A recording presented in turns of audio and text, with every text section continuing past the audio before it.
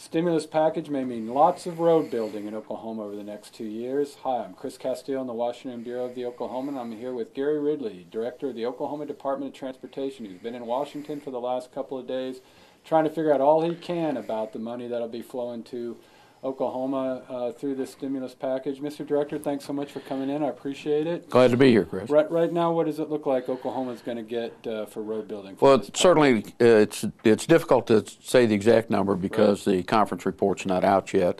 It should be out later today, we believe.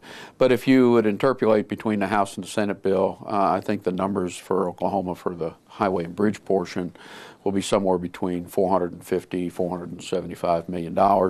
For transit, somewhere between $33 million and maybe $37 million, maybe a little greater than that. And that's almost as much as the department gets in a normal year, right? Through the formula for its road projects. That's correct. It's about a year's worth of funding in the package of what it looks to us like. And of course, your annual funding doesn't come near meeting what you guys have a backlog at the department. I think you said before that you have over $1 billion in what are called shovel-ready projects. What does that mean?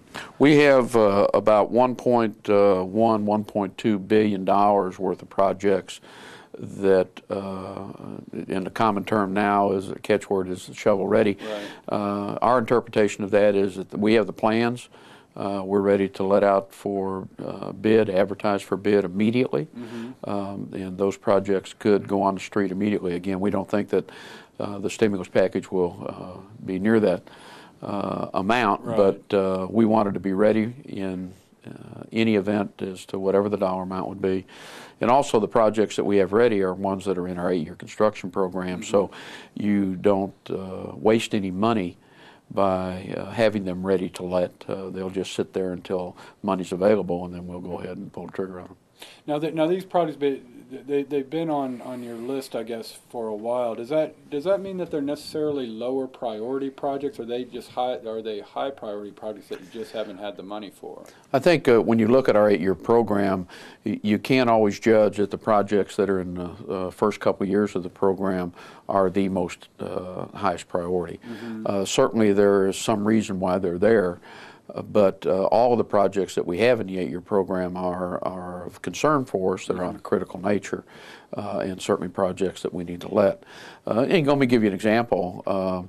We were asked about the Crosstown Expressway. Is there a way we could accelerate that? And we have, as you know, projects in our 8-year construction plan in the out years for it. We also have projects on I-235 and I-44 there on north side of Oklahoma City. People had asked, well, why didn't you include those in the stimulus and move those forward? The truth of the matter is we can't accelerate those any faster than what they are. So it doesn't mean that these are higher priority than those. It's just where they're at in the pipeline as to which ones that we can move forward, which ones we couldn't. Now, is this a mix of new roads and road repairs that you would embark on with this stimulus money? These projects that we have are projects to rebuild our current infrastructure. Okay. We have projects there on the west side of Oklahoma City, on the western boundaries of Oklahoma City, on I-40.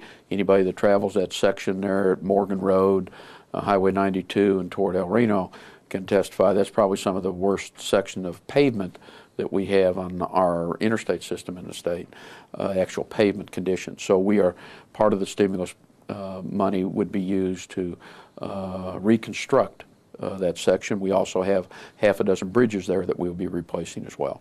Up in the Tulsa area on I-444 and I-244, the interdispersal loop around the metropolitan area of Tulsa, that's another one that we have plans ready to go. And there are some 53 bridges in there that would be totally rehabilitated. We'd knock the deck off, replace the rowers, bearing shoes, rockers, do work on the pier caps and on the columns. I think anybody that drives on those city streets and looks up underneath those bridges can testify to the fact that these are bridges that are structurally deficient and certainly need work on them.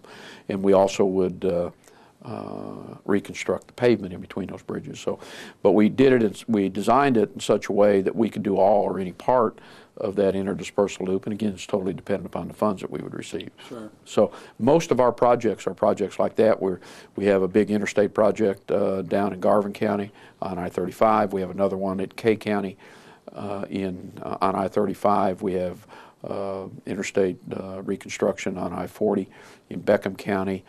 We have another one in Muskogee County. We're replacing a couple of bridges that really need to be replaced on the interstate, as well as about 3 or 4 miles of pavement reconstruction as well. Now, it sounds like that's a lot of work, and does that necessarily mean a lot of jobs will be created from this? Oh, I think you'd have to. The construction industry plans their work, the businesses that they're in, based on what their anticipated workload will be. So anytime you're going to increase their workload by as much as we're talking about doing it and compressing that in a very short period of time, one would imagine that they will have to hire people quickly. And I think that the workforce that wants to go to work, I think, is out there. We're seeing the industrial development decline. We're seeing the residential development decline. In all those, certainly the oil field and oil and gas is certainly, I don't want to say it's declined, but certainly it's not as robust as it was. So there's a lot of trucking firms and truckers and laborers and skilled laborers and unskilled laborers, I think, that are ready to go to work. And I don't think the construction industry will have any trouble handling the amount of projects that we're talking about. Now, yesterday you and your colleagues from other states got a briefing from the Transportation Secretary about this money and the usages of it. What came out of that? I mean, I assume that directors will be able to use this money in the way that you do your normal allocations. That's correct. They're going to leave it with the states to make those decisions as to how the money is to be used. We did meet with Secretary LaHood at the old executive office building right next to the West Wing, and had a good meeting with them for about 2.5 hours. States talked about issues that they needed help with from the federal government if we were going to make this thing happen. The commitment by the Secretary was that the federal role would do anything they could to help expedite the process with the states. They wanted states to be able to move quickly. They wanted some assurances that that was going to happen, that they did, as you pointed out, shovel-ready projects that they would be ready to go. And all states said that they could have projects under construction within 90 days. We're no exception.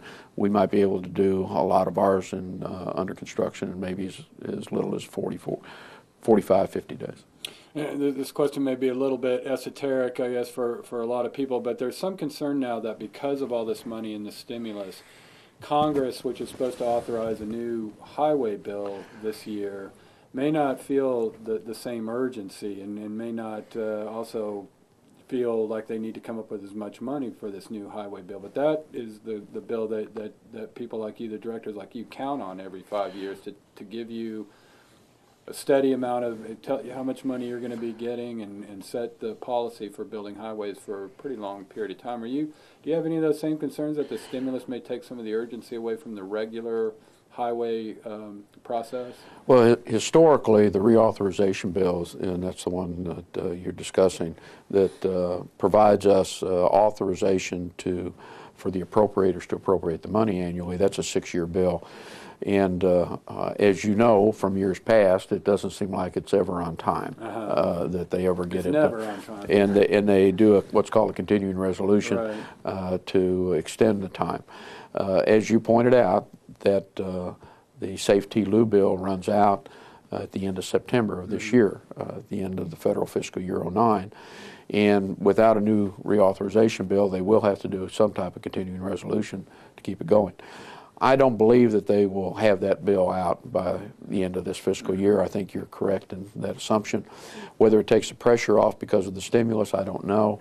It probably does a little bit, but it's certainly very important to have that reauthorization bill in place because, as you pointed out, it provides us a long-term planning, how much money we're going to have to spend, and therefore the ability to get projects ready so that there will be no slowdown in not only the work, but certainly a slowdown in us providing a better service to the people we work for. Last question, and along the lines of that, Bill, with the economy. I guess it kind of started with the major increase in gas prices last year, but then the economy too has contributed to a lower number of miles being driven. Less gas being purchased, which means less money for the highway fund that then goes back to the money that goes back to the states, and that seems to be like something that Congress is going to have to address in this highway bill. Is how do you continue to raise the necessary money for road building in this country? And that's you're absolutely right, and that is the 800-pound gorilla in the room. Vehicle miles traveled are down, as you pointed out, what we commonly refer to as VMT. Certainly the types of vehicles that are being used and the driving habits of the public have been changed. And we're seeing less and less of money going into the trust fund. As you know, we have a gas and diesel tax at the federal level that really funds the trust fund that we get the federal funds from for highways. To me, that's an antiquated system of funding transportation. The volumetric taxation of a gallon of gas and a gallon of diesel will not sustain a good highway program on a national basis for a national system. It can't be the sole source of funding for transportation. Mm-hmm. So somehow the new Congress and the new administration are going to have to come to grips with the fact that if we're going to have a national transportation system that provides us with the same quality of facilities over the last 30 years that we've had with the interstate system, for the next 30 years, they're going to have to come up with a different way of funding transportation. How that is, what they will come up with, I don't know, but you're absolutely correct that is something that will have to be addressed in the next reauthorization bill. Be another reason that deadline will probably slip, that very question. That's probably true. Director Ridley, thanks so much for coming in. I really appreciate it. Thank you, Chris. And look for more on this in the Oklahoman.